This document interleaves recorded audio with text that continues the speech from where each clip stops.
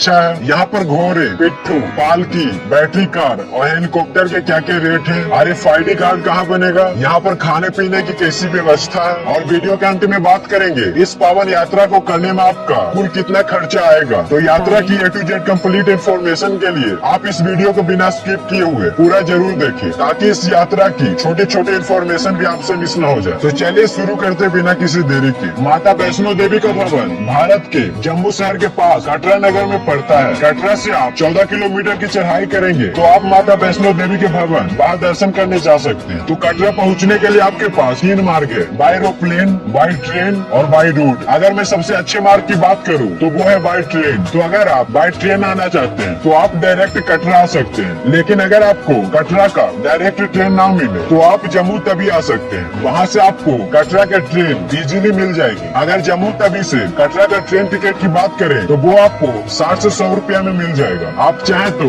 बस के थ्रू भी कटरा पहुंच सकते हैं।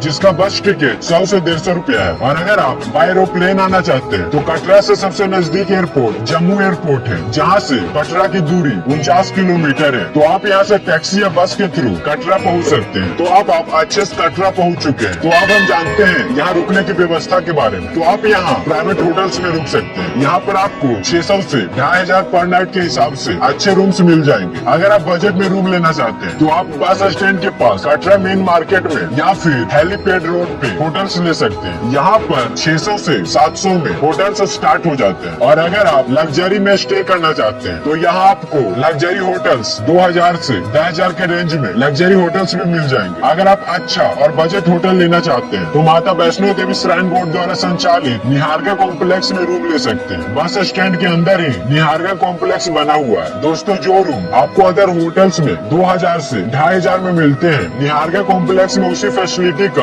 यहाँ पर 1200 से 1400 में बड़े आसानी से मिल जाता है। बोले तो सीधे आधे रेट में। निहारगा कॉम्प्लेक्स में आपको डॉर्मेट्री भी मिल जाती है, जहाँ पर आपको मात्र 200 रुपया पर बेड और लॉकर मिल जाते हैं। तो चलिए दोस्तों, अब हम जानते हैं RFID कार्ड क्या है, RFID कार्ड का क्या काम है, और आप अपना RFID कार्ड कहाँ कहाँ बना सकते हैं। तो सबसे पहले जानते हैं RFID कार्ड क्या है। तो RFID कार्ड एक स्मार्ट कार्ड है, जिसे आप यात्री कार्ड भी कह सकते हैं। यह कार्ड सभी यात्रियों को दिया जाता है और यह कार्ड यात्रा के दौरान आपकी सुरक्षा और सुविधा के लिए बनाया गया है। तो चलिए दोस्तों, अब हम जानते हैं RFID कार्ड का क्या काम है। तो RFID कार्ड आपकी यात्रा को ट्रैक करता है, जिससे आपकी लोकेशन का पता लगाया जा सकता है। और आप अगर कोई परेशानी में फंस जाते हैं तो इस कार्ड के थ्रू आपको ट्रैक करके आप तक पहुंचा जा सके और आपकी जल्द से जल्द मदद की जा सके। आई होप आपको RFID कार्ड के इम्पोर्टेंस के बारे में पता चल चुका होगा। और दर्शन के वक्त भी ये RFID कार्ड चेक किए जाते हैं और बिना इस कार्ड के एंट्री नहीं मिलती। और जब आप रोपवे का यूज करेंगे तब भी RFID कार्ड मांगा जाएगा। तो चलिए दोस्तों, अब हम जानते हैं आप अपना RFID कार्ड कहाँ कहाँ बना सकते हैं। दोस्तों, अगर आप जम्मू उतर रहे हैं तो जम्मू स्टेशन के बाहर वैष्णो धाम बना हुआ है। अगर आप भीड़ भाड़ से बचना चाहते हैं तो आप यहाँ अपना RFID कार्ड बना सकते हैं। अगर आप कटरा रेलवे स्टेशन आ रहे हैं तो आप यहाँ पर भी अपना RFID कार्ड बना सकते हैं, या फिर आप कटरा बस स्टैंड पर बने हुए रजिस्ट्रेशन काउंटर से भी अपना RFID कार्ड बनवा सकते हैं। और अगर आप ताराकोट मार्ग से यात्रा शुरू करना चाहते हैं तो वहाँ भी RFID कार्ड बनते हैं, तो आप वहाँ भी बनवा सकते हैं। RFID कार्ड बनवाने में कोई पैसा नहीं लगता या फ्री ऑफ कॉस्ट होता है। दोस्तों, RFID कार्ड बनवाने के लिए आपके आधार कार्ड की जरूरत पड़ेगी। तो आप जब अपने सिटी से निकले तो आधार कार्ड लेकर आए। दोस्तों, जैसे ही आप वैष्णो देवी पहुँचेंगे तो आपका जो पर्सनल नंबर है, अगर वो पोस्ट पेड नहीं है और जम्मू से बाहर का नंबर है तो भाई यहाँ नहीं काम करेगा। तो यही कटरा में आपको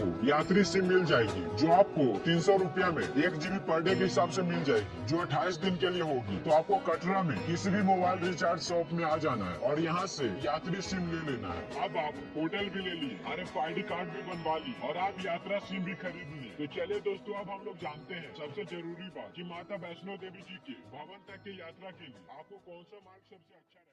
दोस्तों यात्रा के लिए यहाँ दो मार्ग बने हैं। एक पुराना मार्ग जिसे बाणगंगा मार्ग कहते हैं। दोस्तों इस मार्ग के लिए आपको कटरा चौक से 1.5 किलोमीटर की दूरी पूरी करके बाणगंगा चेक पोस्ट पर आना रहता है। फिर चरण पादुका मंदिर होते हुए 6 किलोमीटर यात्रा पूरा करके आप अर्ध कुमारी मार्ग पहुँचते हैं। फिर आप हिमकोटी मार्ग पर 5.5 किलोमीटर की दूरी पूरा करते हुए टोटल 13 किलोमीटर की यात्रा करके माता के भवन में आराम से पहुँच जाएंगे। और हमारा दूसरा मार्ग है नया ताराकोट मार्ग, जो कटरा बस स्टैंड से 2.5 किलोमीटर की दूरी पर स्थित है। यहीं से हमारा नया ताराकोट मार्ग शुरू होता है।